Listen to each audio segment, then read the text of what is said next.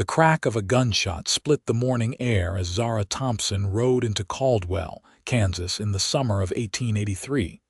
Her face set like flint beneath the brim of her weathered hat. The main street bustled with the usual activities of a frontier town, merchants hawking wares, cowboys loitering outside the saloon, and a few women in modest dress carrying baskets of goods. But Zara saw none of it. Her eyes searched only for one building, the sheriff's office.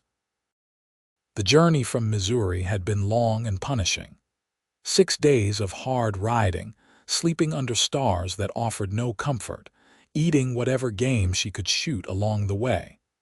Her body ached, but the fire in her heart burned hotter than any physical discomfort. 3 months ago, her father had been murdered by a man now reportedly serving as deputy in this dusty Kansas cattle town. And Zara had come to make things right. She dismounted outside the general store, her boots raising small clouds of dust as they hit the ground. Her mare, Penny, snorted and stamped as tired of travel as her mistress. Zara patted the animal's neck.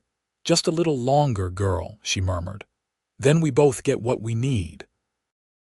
The store owner, a balding man with a generous belly, looked up from his ledger as the bell above the door announced her arrival. His eyebrows lifted slightly at the sight of a woman in men's riding clothes, but he recovered quickly. Business was business. "Welcome to Caldwell, miss. What can I help you with today?" Zara removed her gloves, revealing hands that were surprisingly delicate despite the calluses. "I need supplies. Ammunition for a Winchester rifle, some coffee, dried meat, and information." The shopkeeper nodded at the first 3 items but hesitated at the 4th. "Information comes at a premium in these parts, depending on what you're looking for." She placed a silver dollar on the counter and slid it toward him. "I'm looking for a man called William Fletcher. I heard he's wearing a deputy's badge these days." The storekeeper's expression shuddered. He pushed the coin back toward her. "I don't want your money, miss, and if you're smart, you'll climb back on that horse and ride out of town. Will Fletcher ain't someone you want to tangle with."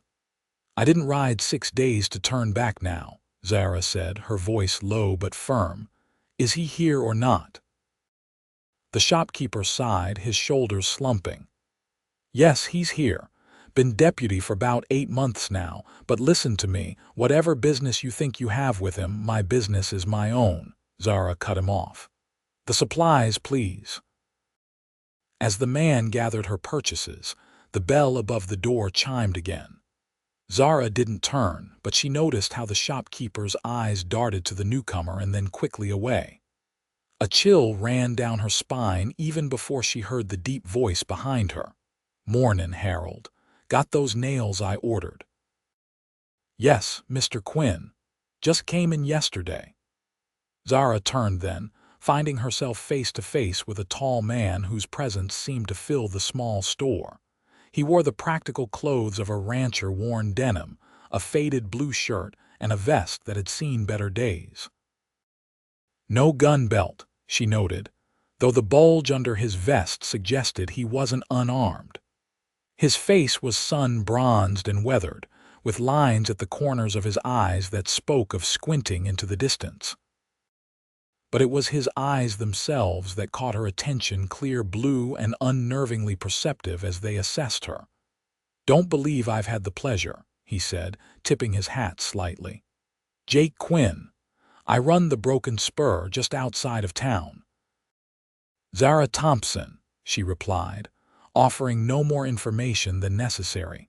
His gaze traveled over her dust-covered clothes and the Winchester rifle visible through the store's front window, still strapped to her saddle. "You've come a long way." It wasn't a question, but she answered anyway. "Missouri. Long ride for a woman alone." There was no condescension in his tone, just a simple observation, but it irritated her nonetheless. "I manage." Jake Quinn nodded slowly, something like respect flickering in his eyes. "I don't doubt it." "Still, Caldwell can be a rough place for newcomers. "If you need anything, I don't," Zara said firmly, gathering her purchases. "But thank you for your concern, Mr. Quinn." She paid Harold, nodded curtly to Jake, and strode out of the store. The sunlight hit her like a physical force after the dimness inside. She secured her supplies to Penny's saddle, conscious of Jake Quinn's eyes on her from the store window. Something about the man unsettled her, not fear exactly, but a strange awareness that made her skin prickle. She put the feeling aside. She hadn't come to Caldwell for friendships or entanglements. She'd come for justice. Or vengeance. Sometimes, in the dark hours of the night when she relived finding her father's body, the line between the two blurred beyond recognition. The sheriff's office was at the end of the main street, a solid building with a small jail attached to the back. Zara didn't approach it directly. Instead, she led Penny to the livery stable, arranged for boarding, and then found her way to the Prairie Rose Hotel. It wasn't much, a two-story wooden structure with peeling paint, but it was clean. And the proprietress, a widow named Mrs. Holloway, didn't ask too many questions beyond how long Zara planned to stay. "A week, perhaps longer," Zara replied, paying for 3 nights in advance. Her room was simple but adequate. A narrow bed, a washstand with a cracked mirror above it, a small chest of drawers, and a window overlooking the main street. Perfect for watching comings and goings at the sheriff's office across the way. Zara unpacked her few belongings, including the small daguerreotype of her father. Martin Thompson smiled back at her from the silver surface, his eyes kind and crinkled at the corners, unaware of the fate that awaited him. She propped the picture on the chest of drawers and sat on the edge of the bed, letting exhaustion wash over her now that she was finally alone. She thought of her father's store in Lexington, Missouri, the place where she'd grown up helping customers and keeping the books. The place where she'd found him, blood pooling beneath his body, the cash box empty. The place she'd had to sell to finance her hunt for his killer. The local sheriff had been sympathetic but ineffective. Yes, a stranger had been seen in town that day. Yes, he'd matched the description of William Fletcher, a known thief and murderer wanted in 2 states. No, they hadn't caught him. Last they'd heard, Fletcher had headed west. It had taken Zara 3 months of asking questions, following rumors, and traveling from town to town before she'd heard that Fletcher had somehow secured a deputy's position in Caldwell. The irony was bitter, a killer hiding behind a badge.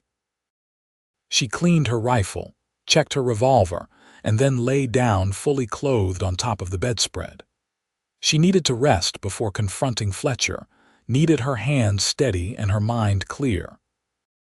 But sleep proved elusive, filled with disjointed dreams of gunshots and her father's face and, strangely, Jake Quinn's penetrating blue eyes. When she woke, the sun was setting, painting the small room in shades of orange and gold. Zara sat up, momentarily disoriented, then remembered where she was and why. She splashed water on her face, changed into her one clean shirt, and headed downstairs. The hotel's dining room was half full, mostly with traveling salesmen and a few local businessmen. Zara took a table in the corner, ordering beef stew and coffee from a harried-looking girl who couldn't have been more than 16. She was halfway through her meal when the dining room fell oddly quiet. Looking up, she saw the cause. William Fletcher had just walked in, deputy's badge gleaming on his chest.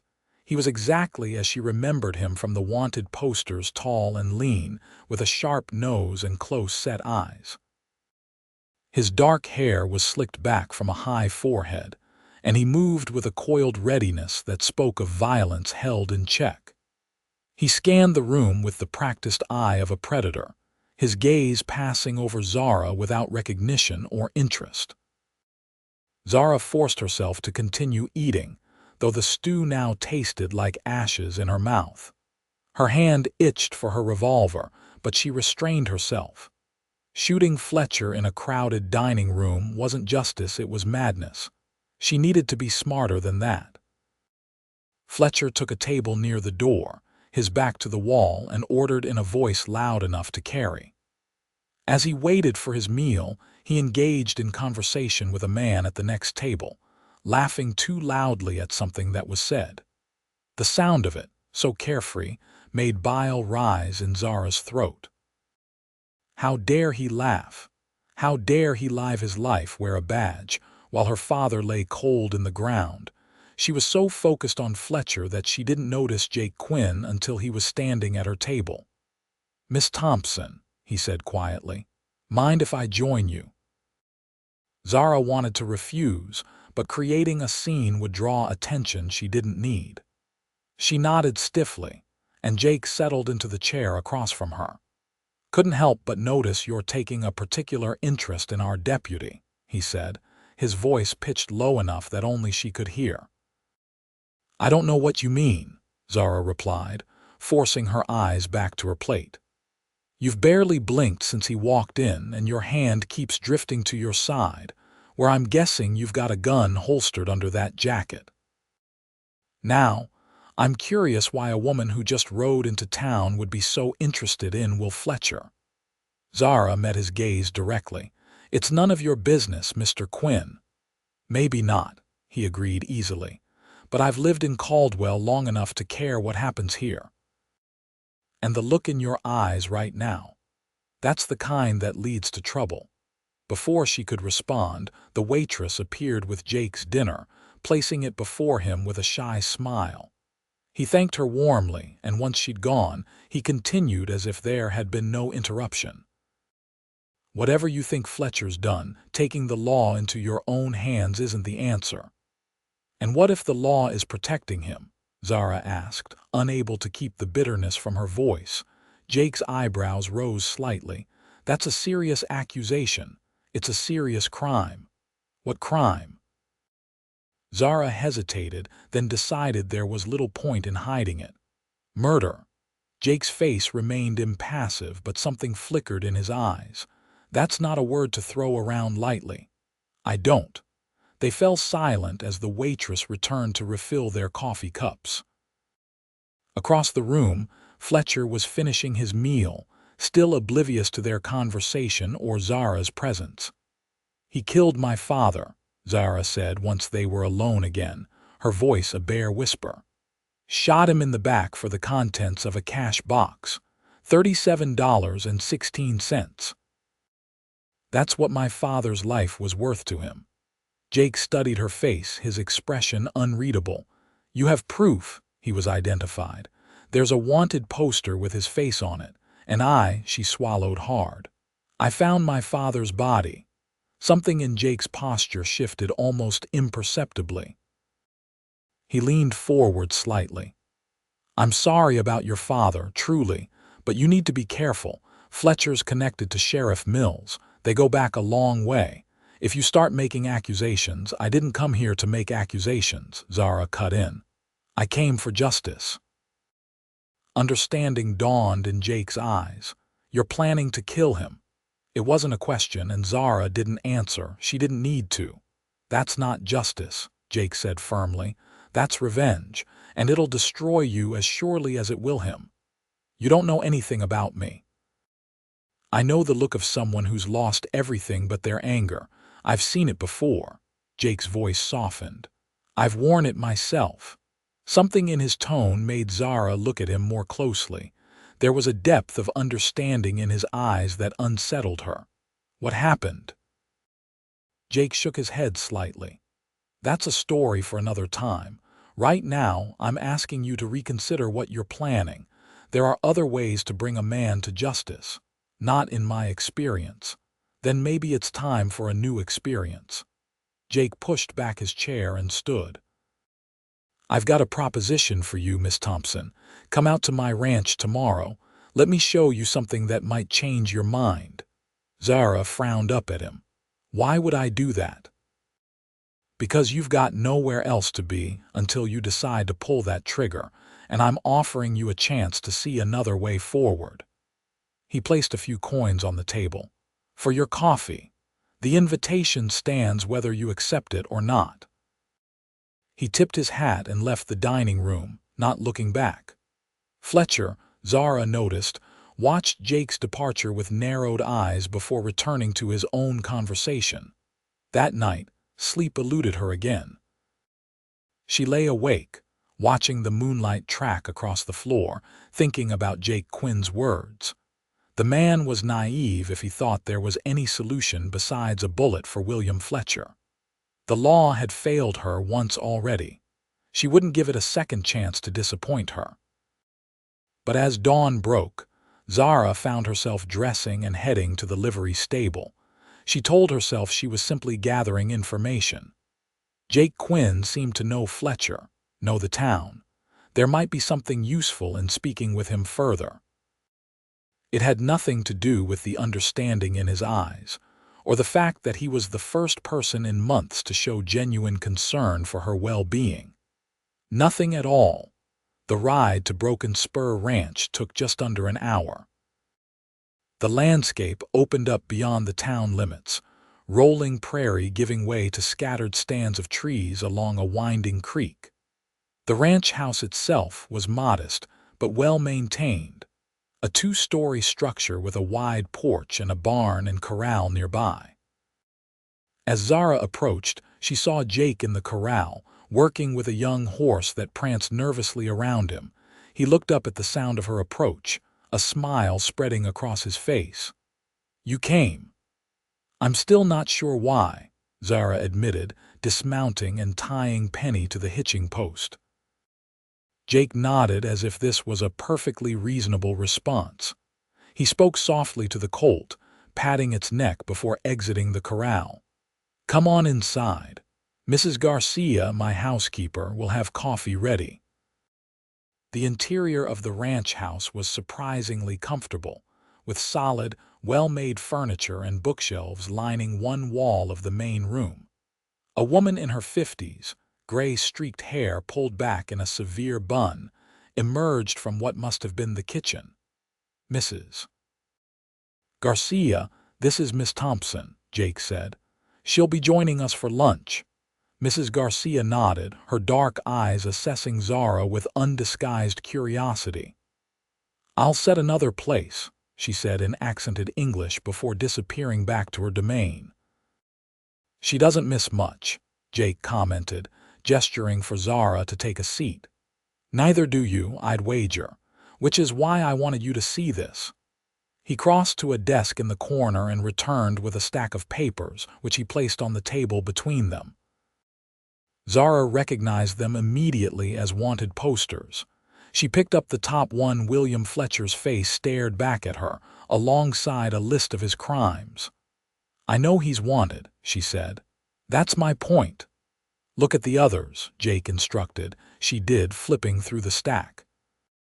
Each poster showed a different face, different crimes, but each had one thing in common.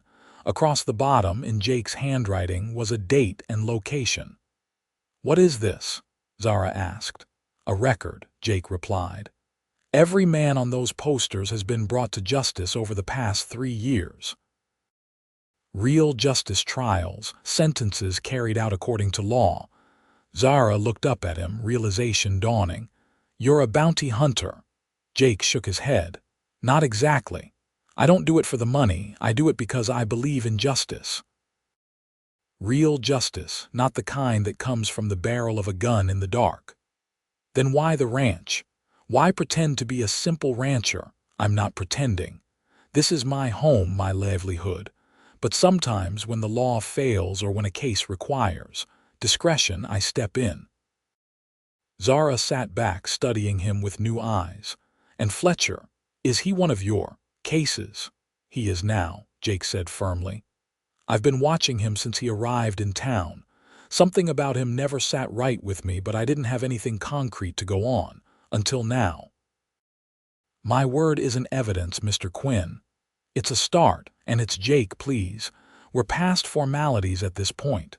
Zara nodded slowly. "What exactly are you proposing? a partnership of sorts. We work together to build a case against Fletcher, gather evidence, find witnesses.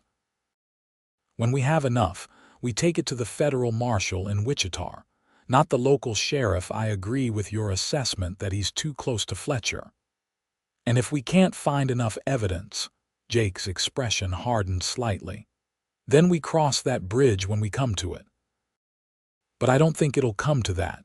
Men like Fletcher get careless. They make mistakes. How long will this take? Zara asked. I don't have unlimited time or resources.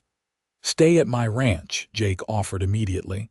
I've got plenty of room and it'll save you hotel costs. As for time, I can't promise anything. Could be days, could be weeks.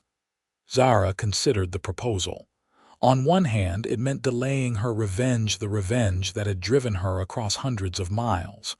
On the other, if Jake was right, it meant true justice for her father. William Fletcher wouldn't just die. He'd face the law, be made to acknowledge his crimes publicly, and if Jake's plan failed, well, her gun would still be loaded. 1 week, she said finally. We try it your way for 1 week. If we don't have what we need by then, I do things my way. Jake's jaw tightened, but he nodded. 1 week, but you have to promise me something in return. What's that? That you'll genuinely try. This isn't just about gathering evidence. It's about giving yourself a chance to heal, to find peace through forgiveness rather than vengeance. Zara's laugh was short and bitter. You expect me to forgive my father's killer? Not today. Maybe not ever. But I'm asking you to be open to the possibility that there's a better way forward than putting a bullet in Fletcher's heart, no matter how much he might deserve it. The intensity in Jake's eyes made Zara look away. I can promise to try your way for a week. I can't promise anything about forgiveness. Fair enough, Jake said, extending his hand. Partners. After a moment's hesitation, Zara took it. His hand was warm and calloused, the grip firm but not overwhelming. Partners. For 1 week. Mrs. Garcia called them to lunch then, a simple but hearty meal of stew and fresh bread. As they ate, Jake outlined his plan. They would need to establish a timeline of Fletcher's movements after the murder, find witnesses who could place him in certain locations, and if possible, locate any evidence he might still have from the robbery. We'll start with Higgins at the telegraph office, Jake said. He keeps records of all messages sent and received. If Fletcher's been communicating with anyone about your father or the robbery, we might find a lead there. After lunch, Jake showed Zara to a small but comfortable bedroom on the 2nd floor. Get some rest, he suggested. We'll head into town early tomorrow to see Higgins before the office gets busy. Left alone, Zara unpacked her meager belongings, placing her father's picture on the bedside table. She sat on the edge of the bed, suddenly overwhelmed by the day's events. She'd come to Caldwell with a single purpose, a clear path forward. Now, everything was complicated by Jake Quinn and his talk of justice and forgiveness. She wondered, not for the first time, what her father would say if he could see her now. Martin Thompson had been a gentle man, a shopkeeper who extended credit to families down on their luck and who never turned away a hungry child. Would he approve of her quest for revenge, or would he agree with Jake? The thought troubled her as she drifted off into the first truly restful sleep she'd had in months. The following morning dawned clear and cool. Zara rose early, finding Jake already in the kitchen, sipping coffee and reviewing some papers. He looked up as she entered, a smile warming his features. Sleep well. Better than I have in a while, she admitted, accepting the cup of coffee he offered. Good. We've got a long day ahead. I've been thinking about our approach with Higgins. It might be better if I speak to him alone at first. He's skittish around strangers, and if he thinks we're both pressing him for information, he might clam up. Zara nodded, somewhat reluctantly. She didn't like the idea of being sidelined, but Jake's reasoning made sense. What should I do in the meantime? There's a dressmaker in town, Madame Fournier. She employs several young women who see and hear everything that happens in Caldwell. If anyone knows about Fletcher's comings and goings, it'll be them. You could start there, see what they know. After breakfast, they rode into town together, separating at the main street with an agreement to meet for lunch at the hotel dining room. Zara found the dressmaker's shop easily enough, a tidy establishment with fashionable dresses displayed in the window.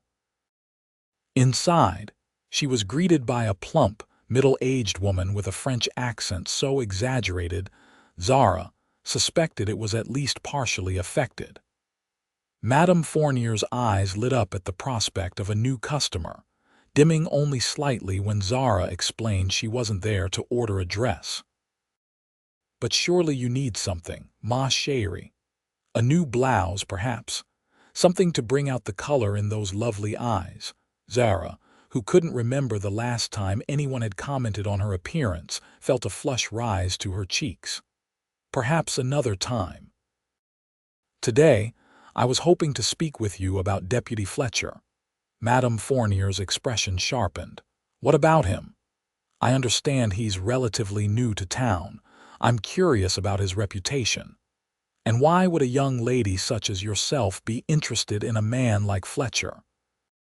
Madame asked, her tone more calculating now. Zara had prepared for this question. My cousin is considering a business arrangement with him. I promised to make some discreet inquiries on his behalf. The lie seemed to satisfy Madame Fournier, who glanced around to ensure they were alone before leaning in conspiratorially. Between us, ma chérie, I would advise your cousin against any dealings with that man. He has, how do you say, a reputation. What kind of reputation? The kind that makes mothers hurry their daughters past the sheriff's office. The kind that empties saloons when he enters. He has the protection of Sheriff Mills, but the rest of the town, they keep their distance. Has he done something specific to earn this distrust? Madame Fournier shrugged expressively. Rumors only. A saloon girl disappeared after being seen with him. Money missing from the collection plate at church. Nothing proven, you understand, but where there is smoke. She left the sentence unfinished, her meaning clear. When did he arrive in Caldwell? Zara pressed. January, I believe. The middle of winter. He appeared one day on Sheriff Mills's doorstep, and the next thing we knew he was wearing a deputy's badge. January. That would have been just weeks after her father's murder. The timeline fit. Thank you, Madame Fournier. You've been very helpful. As Zara turned to leave, the bell above the door jingled and two young women entered, laughing together. They fell silent at the sight of Zara, eyeing her with undisguised curiosity. Ah, my girls, Madame Fournier exclaimed. Lucy, Betsy, this is Miss Thompson. She is new to our little town. The girls curtsied politely. Zara nodded in return, an idea forming. I was just asking Madame Fournier about some of the local personalities. Perhaps you young ladies might have some insights as well. The girls exchanged glances, a silent communication passing between them. The taller one, Lucy, spoke first. Depends on who you're asking about, miss. Deputy Fletcher, Zara said, watching their reactions carefully. Both girls stiffened almost imperceptibly. Betsy, the younger of the two, looked down at her feet. Lucy's face remained carefully neutral. Can't say I know him well, Lucy replied, her tone deliberately casual. He keeps to himself mostly. Except when he doesn't, Betsy murmured, earning a sharp look from her friend. Zara focused on the younger girl. What do you mean by that? Betsy glanced at Madame Fournier, who nodded encouragement. Just that sometimes, late at night, he rides out of town, stays gone for days at a time. When he comes back, he's always flush with money, buying drinks for everyone at the saloon. When was the last time this happened? 2 weeks ago, I reckon. My brother works at the livery stable. Says Fletcher claimed he was going to Wichita on official business, but he headed east, not north. East toward Missouri, toward the scene of the crime. Thank you, Zara said sincerely. You've been very helpful. As she left the shop, her mind raced with the implications. If Fletcher was making regular trips back east, it could mean he was involved in ongoing criminal activities. Or perhaps returning to the scene of his crimes for some reason. Either way, it was a lead worth following. She was so lost in thought that she nearly collided with William Fletcher himself as she rounded the corner toward the hotel. His hand shot out, gripping her upper arm to steady her or to hold her in place. His fingers dug in painfully.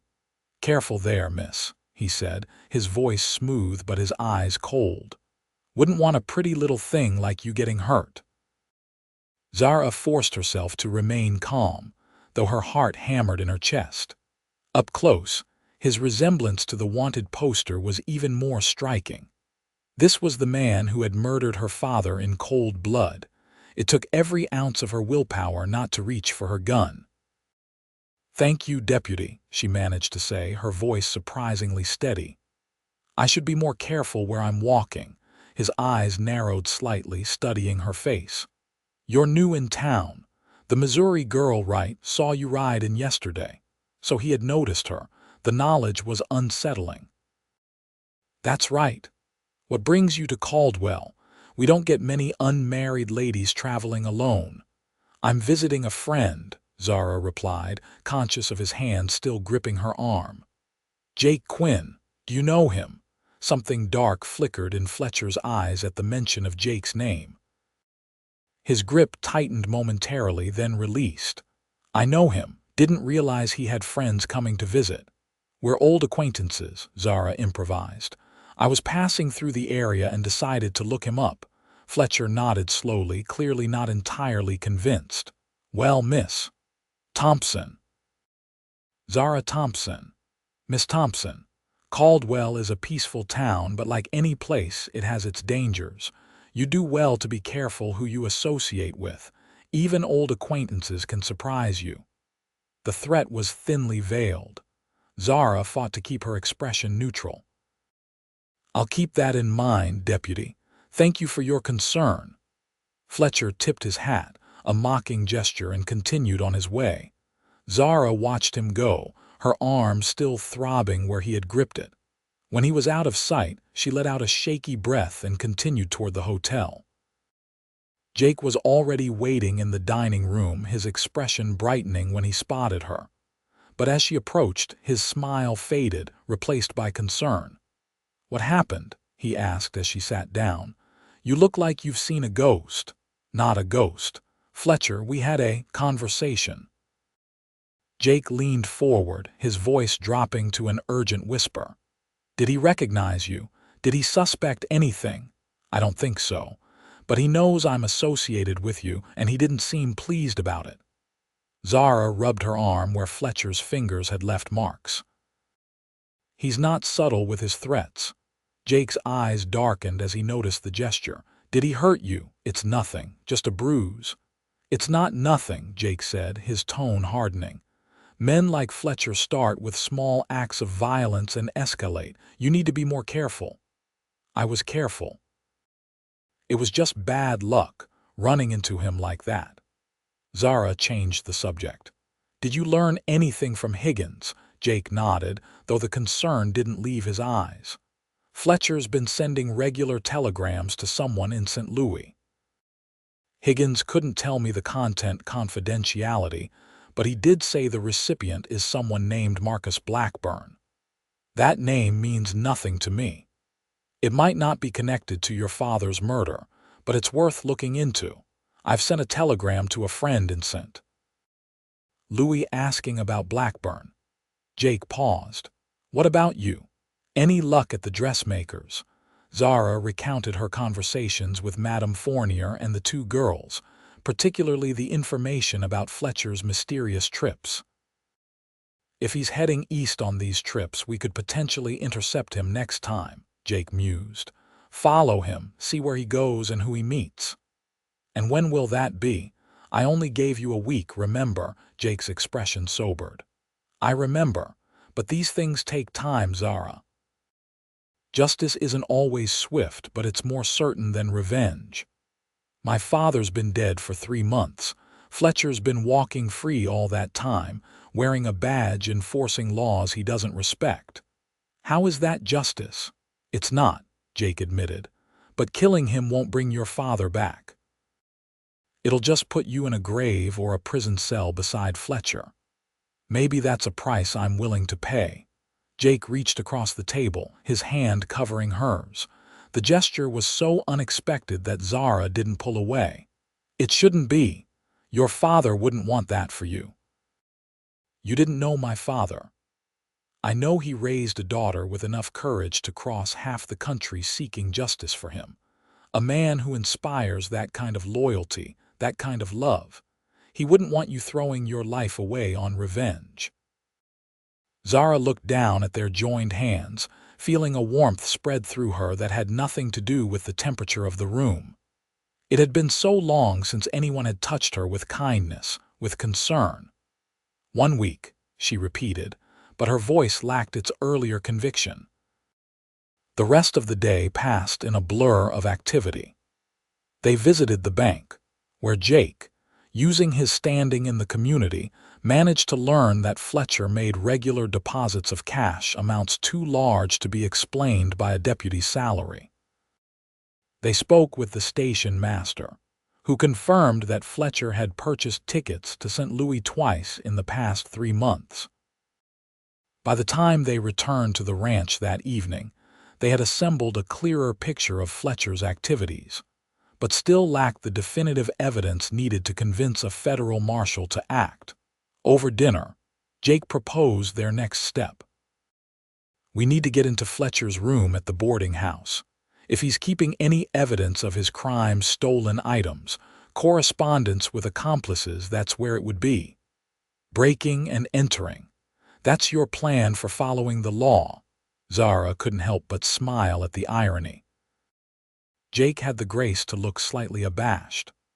Sometimes, to uphold the law in its spirit, you have to bend it a little in its letter. The key is making sure that whatever evidence we find is admissible in court. We won't take anything, just document what we see. And how do we get access to his room? Mrs. Hanson, the boarding house owner, is a friend. Fletcher's been late with his rent more than once, and he's not exactly her favorite tenant. I think I can persuade her to let us in while he's on duty tomorrow. Zara considered this plan. It was risky, but potentially high reward. All right, but if we're going to do this, we need to be prepared for what happens if Fletcher returns unexpectedly. Leave that to me, Jake said with confidence that Zara found strangely reassuring. The next morning, they rode into town separately to avoid attracting attention. Zara went first, positioning herself in the general store across from the sheriff's office, where she could watch for any sign of Fletcher leaving his post. Jake arrived an hour later, heading directly to the boarding house. The wait was excruciating. Every minute that passed increased the risk of discovery. Zara browsed through calico fabrics and canned goods, trying to appear casual while keeping one eye on the street outside. Finally, after what seemed like an eternity but was in reality less than an hour, Jake appeared in the doorway of the general store, a subtle nod indicating success. Zara paid for a spool of thread she didn't need and followed him out, falling into step beside him as they walked toward the livery stable where their horses were tied. "Well," she asked once they were out of earshot of passers-by. Jake's expression was grim but satisfied. "We've got him. He keeps a lockbox under his bed. Mrs. Hanson knew about it, said he's very protective of it, won't let anyone near it when he's cleaning. She provided the key. And what was inside? Money, for one thing, more than a deputy should have, but more importantly, there was this." Jake reached into his pocket and withdrew a small object, pressing it into Zara's palm. It was a watch fob, a simple design, a gold oval with intricate engravings. Zara's breath caught in her throat as she recognized it. She had given it to her father on his 50th birthday the year before. "This was my father's," she whispered, her fingers closing around the small piece of metal. "He was wearing it the day he was killed." Jake's hand rested on her shoulder, a comforting weight. "That's the evidence we needed, Zara. That, combined with the wanted poster and your testimony, is enough to take to the federal marshal." Tears welled in Zara's eyes, tears she had held back for months, through the funeral, the investigation, the long journey to find her father's killer. He kept it as a trophy. Men like Fletcher often do. It's a mistake that will cost him. Zara wiped her eyes, straightening her shoulders with renewed determination. "When do we go to Wichita?" "First thing tomorrow. I'll send a telegram ahead to alert the marshal we're coming." As they walked toward the livery stable, neither of them noticed William Fletcher watching from the shadows of an alleyway, his face dark with suspicion and anger. That evening, back at the ranch, Zara found herself filled with a strange mixture of emotions. The discovery of her father's watch fob had reopened the wound of his death, but it had also provided a path to closure that didn't require her to become a killer herself. She sat on the porch, watching the sunset paint the prairie in shades of gold and crimson, her father's fob clutched in her hand. Jake joined her, offering a cup of coffee. She accepted it gratefully, the warmth seeping into her hands. "Thank you," she said after a while. "Not just for the coffee, for everything. I was so focused on revenge that I couldn't see any other way forward." Jake settled into the chair beside her. "I understand that better than you might think. You mentioned once that you'd worn the same look I had. What did you mean by that?" Jake was silent for a long moment, his gaze fixed on the distant horizon. "I had a brother," he finally said. "Younger than me by 2 years, James. We grew up in Texas, raised by our grandfather after our parents died in a cholera outbreak. James was always the smart one, the one with big plans. He wanted to be a lawyer." Zara remained silent, sensing the weight of the story he was about to tell. "When he was 22, he witnessed a murder in Austin. The killer was the son of a wealthy cattle baron. James testified at the trial, did his civic duty. The cattle baron's son was convicted and hanged." Jake took a sip of his coffee, his eyes distant. 3 months later, James was found beaten to death in an alley. The official report called it a robbery gone wrong, but everyone knew the truth. It was revenge for his testimony.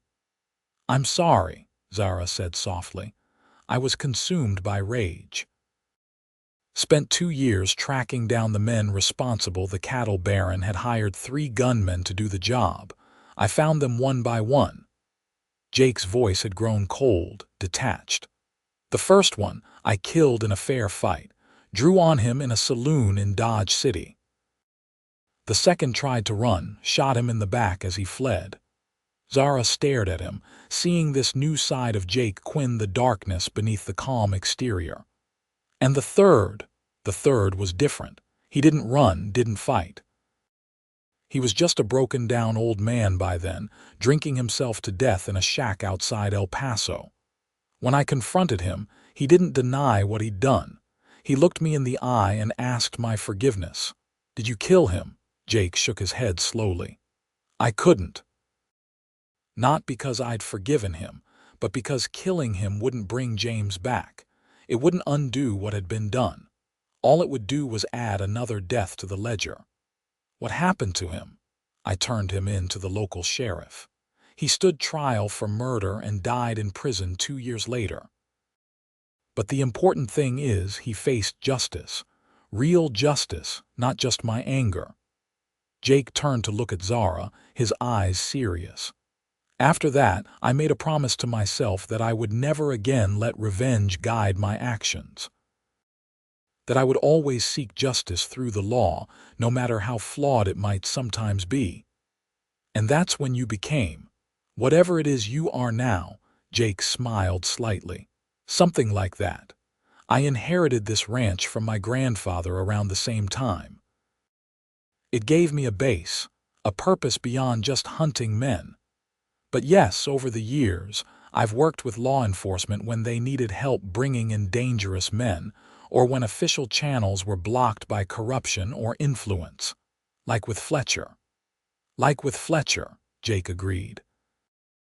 Your father deserves justice, Zara. Real justice. And you deserve to move forward with your life, not be consumed by the past as I almost was. Zara looked down at the watch fob in her hand, running her thumb over the familiar engravings. My father was a gentle man. He believed in second chances and seeing the good in people. He would have agreed with you about forgiveness. It doesn't happen overnight, Jake cautioned. Forgiveness is a journey, not a destination. Some days you'll feel it. Others, the anger will return. But each time you choose justice over revenge, it gets a little easier. As darkness fell, they sat in companionable silence, finishing their coffee. The night was cool, stars beginning to appear in the vast Kansas sky. Zara found herself acutely aware of Jake's presence, beside her the steady rhythm of his breathing. The clean scent of soap and leather that surrounded him, the quiet strength he exuded. She had come to Caldwell seeking revenge, and had found instead a man who understood her pain, who offered not just sympathy but a different path forward. The realization was both unsettling and comforting. We should get some rest, Jake said eventually, rising from his chair. Tomorrow will be a long day. Zara nodded, but as he turned to go inside, she reached out, catching his hand. Jake, thank you for telling me about your brother. I know that couldn't have been easy. He looked down at their joined hands, then back at her face, his expression softening. Some burdens are lighter when shared. Good night, Zara. Good night. Sleep came more easily that night, despite the anticipation of the journey to Wichita the next day. But Zara's rest was shattered in the early hours of the morning by the sound of breaking glass, followed by Jake's voice shouting her name. She was out of bed in an instant, grabbing her revolver from the bedside table. The hallway was filled with smoke, and a flickering orange light from below indicated fire. Jake appeared through the haze, a bandana tied over his nose and mouth. The house is on fire, he said urgently. We need to get out now. Zara nodded, quickly pulling on her boots and grabbing her father's picture and watch fob. Jake led her to the back staircase, which was still relatively clear of smoke. As they descended, Zara could hear the crackling of flames consuming the front part of the house. Mrs. Garcia, she asked. Already outside. She smelled the smoke first and woke me. They made it to the kitchen and out the back door, emerging into the cool night air. Mrs. Garcia was indeed there, wrapped in a shawl, her face drawn with fear. Several ranch hands had also appeared, carrying buckets of water from the well to fight the blaze, but it was clear the effort was futile. The fire had too strong a hold on the structure. This wasn't an accident, Jake said grimly, watching as flames engulfed the front porch where they had sat talking hours earlier. Someone broke the window in the study and threw a lantern inside. I heard the glass break. Zara's blood ran cold. Fletcher, Jake nodded. He must have realized we were onto him. This is his way of sending a message, or trying to kill us in our sleep. That too. Jake turned to her, his expression resolute. We need to leave now. If he's willing to burn down my house, he won't stop there. We'll ride for Wichita immediately. Within minutes, they had saddled their horses and were riding away from the burning ranch house, the orange glow of the fire receding behind them. Jake had insisted Mrs. Garcia take refuge with a neighboring family, and the ranch hands would remain to salvage what they could once the fire burned itself out. They rode hard through the night, taking a route that avoided Caldwell entirely. Jake clearly knew the terrain well, leading them across open prairie and through shallow creek crossings by the light of the moon and stars. As dawn broke, they paused briefly to rest the horses and eat some of the provisions Mrs. Garcia had hastily packed for them. Sitting on a fallen log, Zara watched as Jake checked their back trail, his movements precise and methodical. "You think he's following us?" she asked. "Almost certainly. Fletcher can't afford to let us reach the federal marshal, not with the evidence we have." Jake rejoined her, accepting the piece of bread and jerky she offered. "But we've got a good head start, and I know this country better than he does. What if he's not alone? He could have deputies with him." Jake shook his head. "Sheriff Mills is crooked, but the other deputies are mostly decent men. They wouldn't be part of burning down a man's home. No, Fletcher's likely alone, which is to our advantage." They ate quickly and were soon back in the saddle. The sun rose higher, bringing with it the heat of the day. By mid-afternoon, they had covered significant ground, but the horses were tiring, and Jake made the decision to stop at a small creek to let them rest. As Zara knelt by the water, splashing her face to wash away the dust of the trail, she heard Jake's sharp intake of breath. Looking up, she followed his gaze to the ridge above them, where a lone rider sat watching them. Even at this distance, there was no mistaking William Fletcher. "He's found us," Zara said, her hand moving instinctively to her gun. "Don't," Jake cautioned. "At this range, neither of us has the advantage, and we don't want to start a gunfight if we can avoid it." Fletcher urged his horse forward, descending the ridge at a walk. His approach was deliberately unhurried, confident. When he was about 30 yards away, he reined in. "Quinn," he called. "You and the lady have something that belongs to me." Jake moved slightly in front of Zara, his posture relaxed but alert. "The only thing we have of yours is evidence of murder, Fletcher.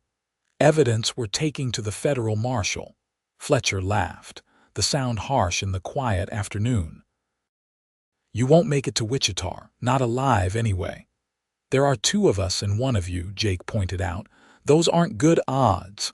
I've faced worse." Fletcher's hand hovered near his holster. "Give me the watch fob and whatever else you took from my room, and I might let you live." "You murdered my father," Zara said, stepping out from behind Jake. "Shot him in the back for $37.16. Did you even remember his name?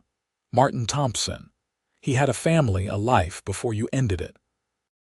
Something flickered across Fletcher's face, not remorse, but perhaps recognition. "Your father should have given up the money without a fight. It was his choice that got him killed." The casual dismissal of her father's life ignited a white-hot anger in Zara. Before Jake could stop her, she had drawn her revolver, pointing it steadily at Fletcher. "Zara, don't," Jake said urgently. "This is what he wants. If you shoot him, it's murder, not justice." "Listen to your man, girl," Fletcher taunted.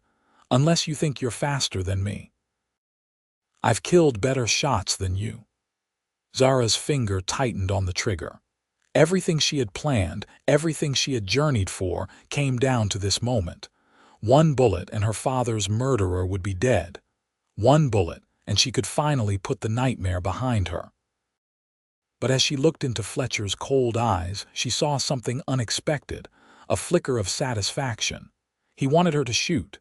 He wanted to die knowing he had turned her into a killer too. "No," Zara said firmly, lowering her gun slightly. "I'm not like you. My father deserved justice, and so do you. You'll stand trial for what you've done." Fletcher's expression darkened. In one fluid motion, he drew his gun and fired. The bullet whistled past Zara's ear as Jake tackled her to the ground, his own revolver already in hand. He returned fire from a prone position, his shot catching Fletcher in the shoulder. The deputy cried out in pain but managed to stay in the saddle. He fired again, wildly this time, before wheeling his horse around and galloping back up the ridge. "Are you hit?" Jake asked urgently, his hands checking Zara for injuries. "No, I'm fine," she assured him, though her heart was racing so fast she thought it might burst. "You grazed my arm, that's all." Jake helped her to her feet, his eyes scanning the ridge where Fletcher had disappeared. "We need to move. He'll be back, and next time he won't miss." They mounted quickly, pushing their tired horses to a canter. The rest of the day passed in a blur of vigilance and hard riding. Every rustling bush, every distant sound had them tensing, expecting Fletcher to reappear. But as dusk approached, they reached the outskirts of a small settlement too small to be called a town, but offering the possibility of sanctuary for the night. Jake led them to a modest farmhouse set back from the main trail. An older man was sitting on the porch, a shotgun across his knees. He stood as they approached, his expression wary but not hostile. "Evening, Henry," Jake called. "Been a while." The man Henry squinted at them before breaking into a smile of recognition. "Jake Quinn, as I live and breathe. What brings you to these parts?" "Trouble, I'm afraid. We're being pursued by a man who means us harm. We need a place to rest for the night if you can spare it." Henry's eyes moved to Zara, then back to Jake. "Any friend of yours is welcome here, Jake. You know that. Come on in, both of you. Emma'll have supper ready soon." The farmhouse was warm and welcoming, smelling of fresh bread and stew. Henry's wife, Emma, a small, energetic woman with kind eyes, fussed over them, insisting they eat and rest before explaining their situation.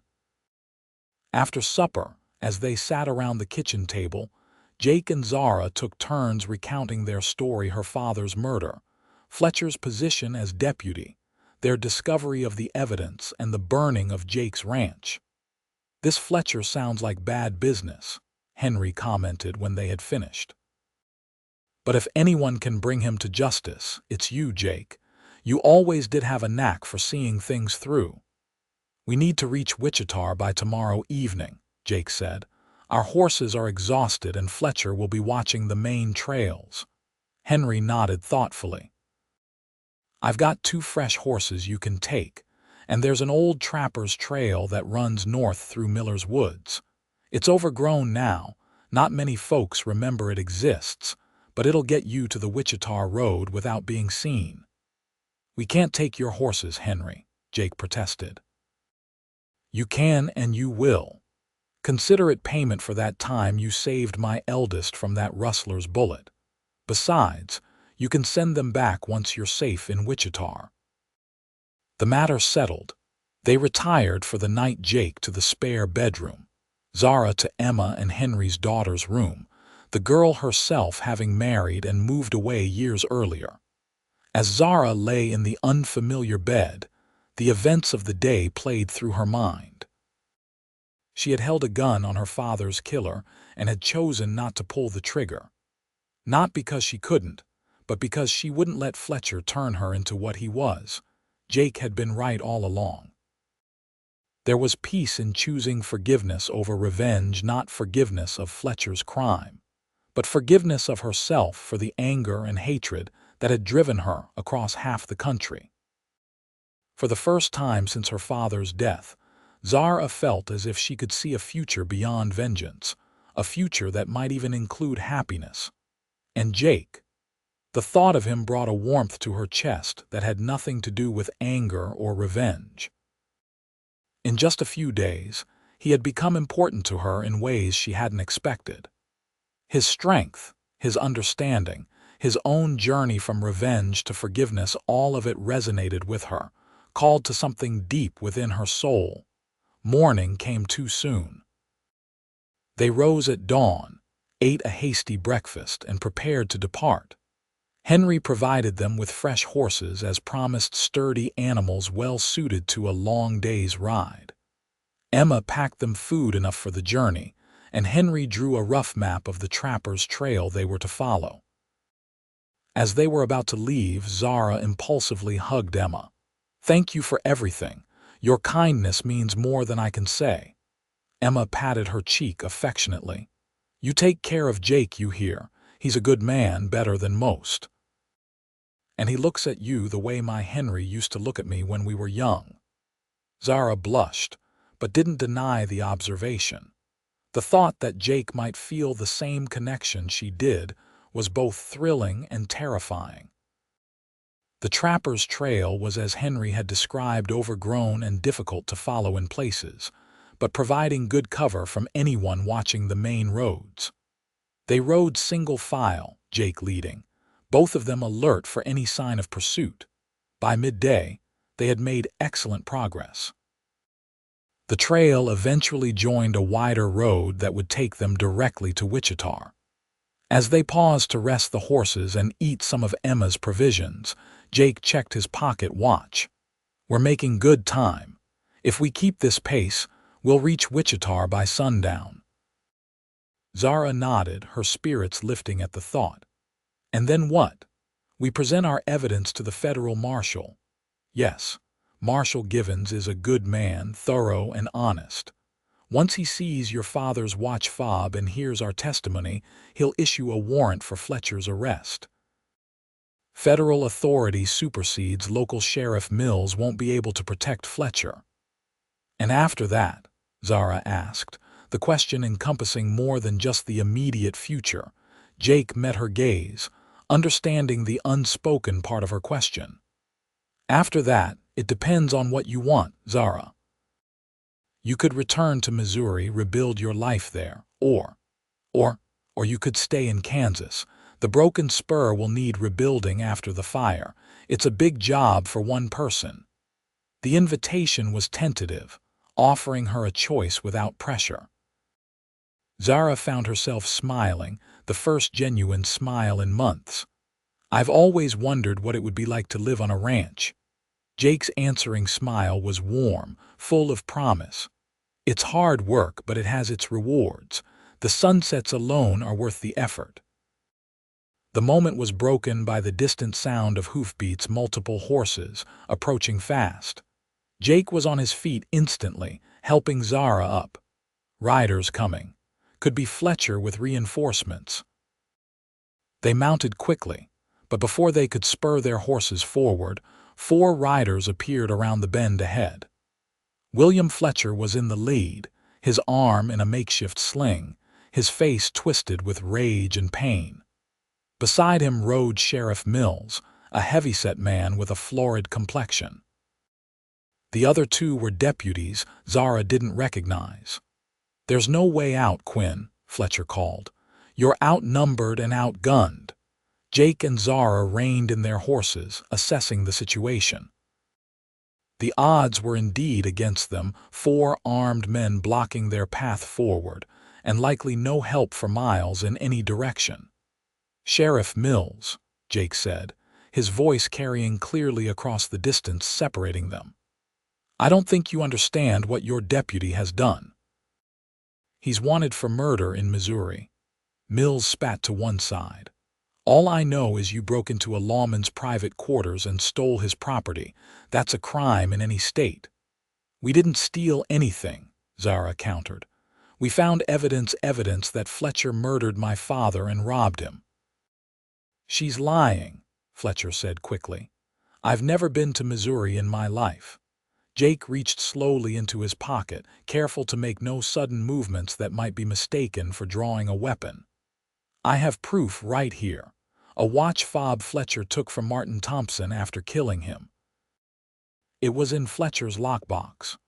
One of the deputies, a younger man with an earnest face, looked uncertainly between Jake and Fletcher.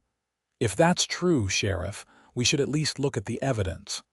"Shut up, Davis," Mills snapped. "Fletcher's been my deputy for months. I know his character better than some ranch owner with a grudge." "Then explain why he tried to kill us," Jake pressed. "Why he burned down my house with us inside it." This caused a stir among the deputies. Even Mills looked taken aback. "What's he talking about, Will?" Fletcher's expression darkened. "More lies. I was in town all night, you know that.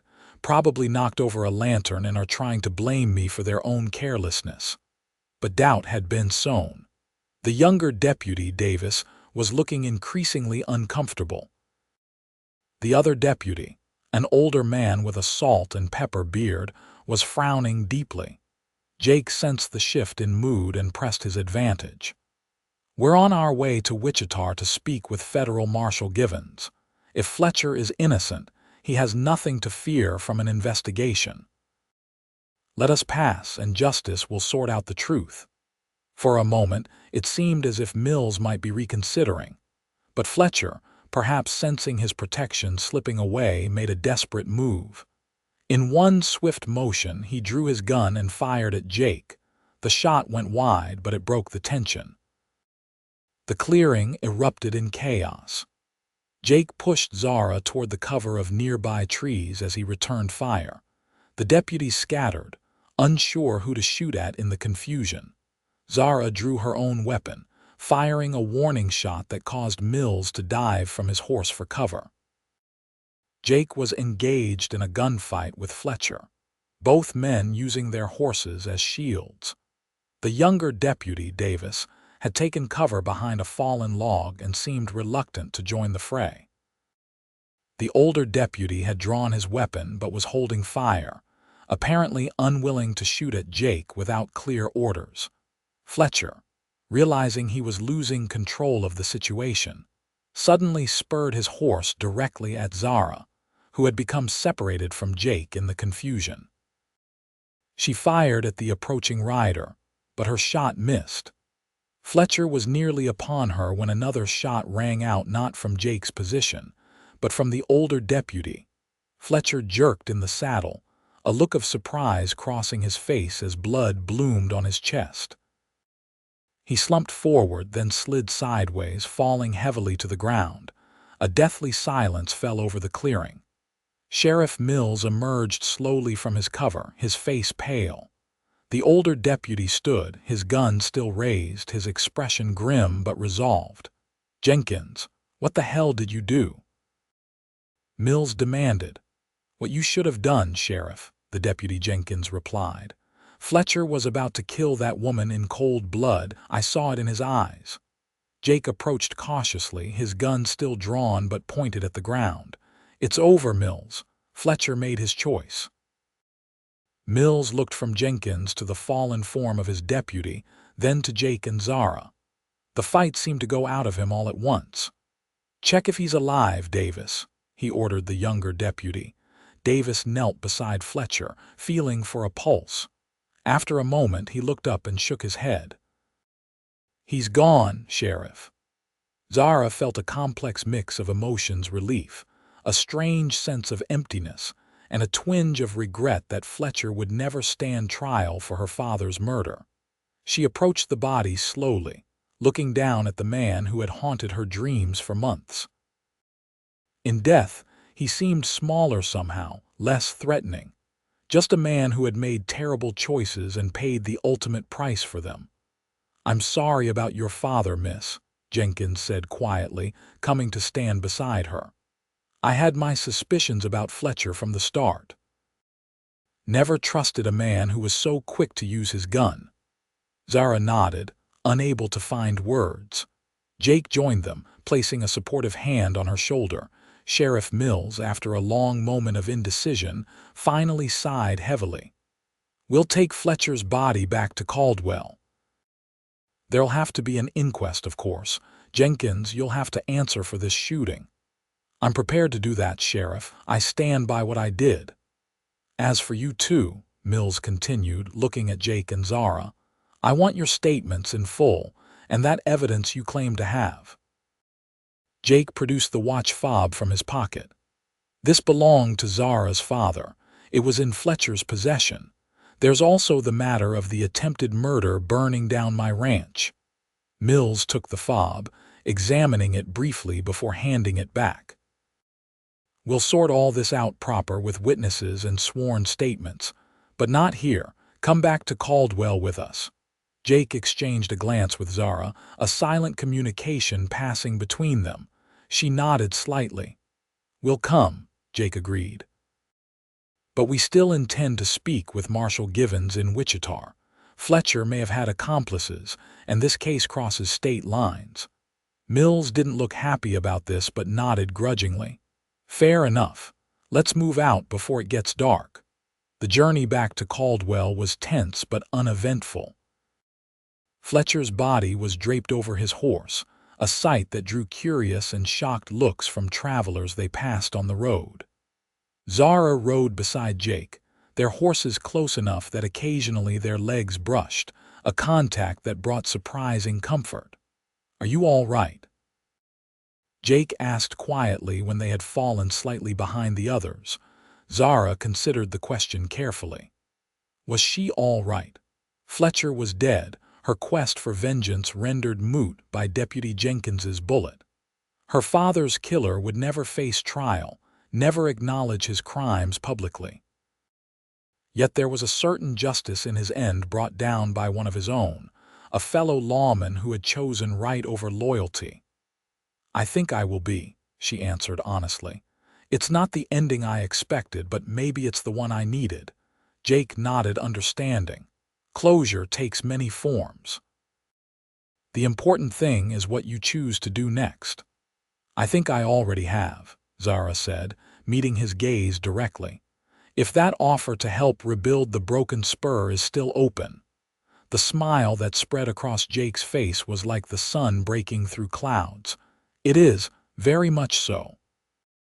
In that moment, riding side by side on the dusty Kansas road, with the future stretching before them like the endless prairie, Zara felt a peace she had thought lost forever.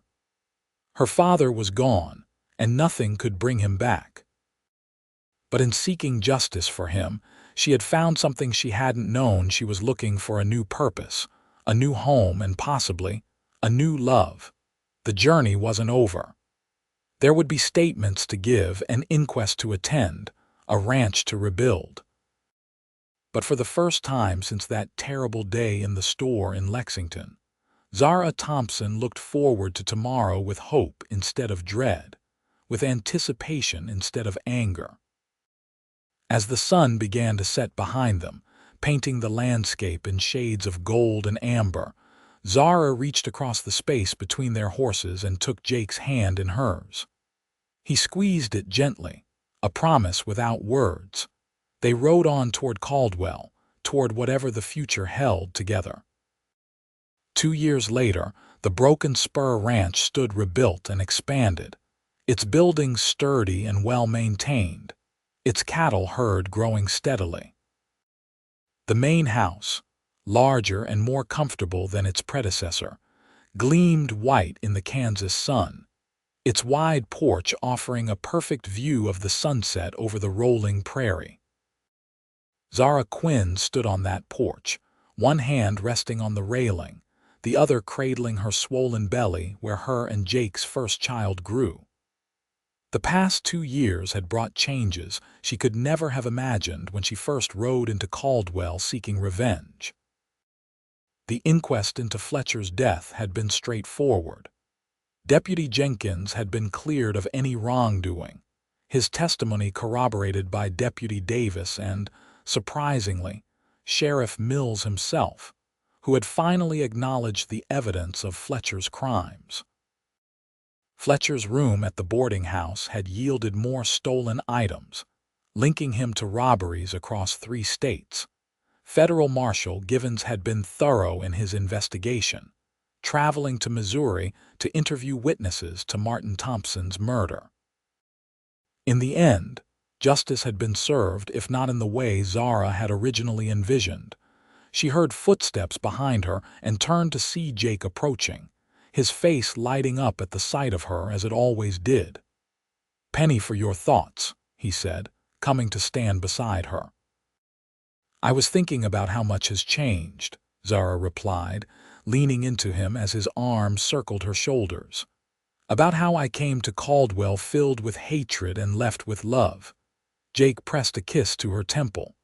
"Your father would be proud of the choice you made, of the woman you've become." "I think so too," Zara said. her hand moving to the watch fob she now wore on a chain around her neck, a reminder not of vengeance, but of forgiveness and the peace it had brought her. Inside the house, on the mantel above the fireplace, stood the daguerreotype of Martin Thompson, now joined by a wedding portrait of Zara and Jake, taken on the day they had married in the small church in Caldwell. The past and present side by side, a visual representation of the journey Zara had taken. "Any word from Jenkins?" she asked. After the inquest, the former deputy had left the sheriff's office, uncomfortable continuing to serve under Mills despite being cleared of wrongdoing. "Got a letter today," Jake confirmed. "He's settled in Dodge City, working as a security man for the railroad. Says he's thinking of running for sheriff there next year." Zara smiled. "He'd make a good one, a man who stands by his principles no matter the cost." "Speaking of standing," Jake said, glancing down at her swollen ankles, "the doctor said you should be resting more." "I'm fine," Zara assured him. "Besides, the view from our bedroom doesn't compare to this." As if to prove her point, she gestured toward the horizon, where the setting sun had painted the sky in brilliant hues of orange and purple. The beauty of it never failed to move her, this land that had become her home, this life that had risen from the ashes of her grief. "Come inside when you're ready," Jake said, understanding her need for these moments of quiet contemplation. "Mrs. Garcia made apple pie." He kissed her again, this time on the lips, a tender gesture full of love and promise before heading back inside. Zara watched him go, marveling at how completely her life had transformed in 2 short years. She had ridden into Caldwell seeking revenge, a soul consumed by anger and pain. She had found instead a path to healing, a future filled with love, and the peace that comes with forgiveness, not of the man who had taken her father's life, but of herself, for the hatred she had carried. Martin Thompson had believed in second chances, in seeing the good in people. In the end, Zara had honored his memory not through vengeance, but by embracing that same philosophy. By choosing life over death, love over hatred, forgiveness over revenge. As the last rays of sunlight faded from the horizon, Zara placed a hand on her belly, feeling the strong kick of the child within. A new life, a continuation of her father's legacy in the most meaningful way possible. "Time to go in, little one," she murmured. "Your father's waiting for us." With one last look at the darkening prairie, Zara turned and walked into the warmth of her home, closing the door gently behind her. Outside, the stars began to appear one by one in the vast Kansas sky, eternal witnesses to the small, profound miracle of a heart healed, a life renewed, and the enduring power of forgiveness.